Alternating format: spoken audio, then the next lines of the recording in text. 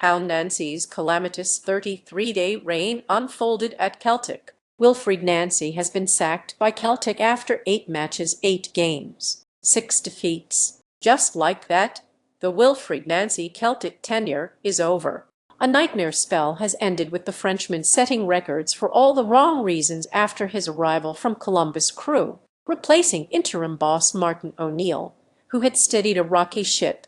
Nancy has left the club capsized after the shortest managerial reign in the club's history. From many tactics boards to scrutinized social media activity, here is how Nancy's shambolic 2 months in Glasgow unfolded. Visit our Celtic page for all the latest news, analysis, and fan views. Get Celtic news notifications in the BBC Sport app. O'Neill was afforded the same amount of games in charge as his successor, but that's where the similarity ends. Across his 8 games, O'Neill won 7, the only blip a 3-1 away loss to Midtjylland in the Europa League. His reign included beating Rangers in a League Cup semi-final while Feyenoord were humbled in Rotterdam. O'Neill's Celtic had cut Hearts' advantage at the Scottish Premiership summit to 3 points by the time the leaders were due to visit Parkhead. The opportunity was there for Nancy, in his debut match, to close that gap completely with a game to spare. However, despite making a bright opening,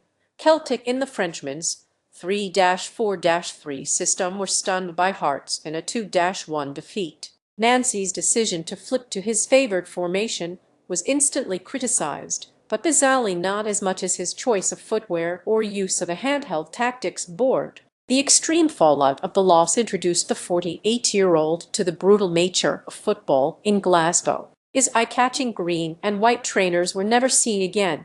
"I was pleased with the mentality," said Nancy. "The performance was really interesting. Defensively, we were really good, but we missed the few opportunities." Hearts manager Derek McInnes takes interest in Wilfried Nancy's tactics board. Next up, Roma 4 days later in the Europa League. Celtic, still deployed in a 3-4-3, were way off it, and the Soraya side took full advantage, picking apart the hosts in front of a shell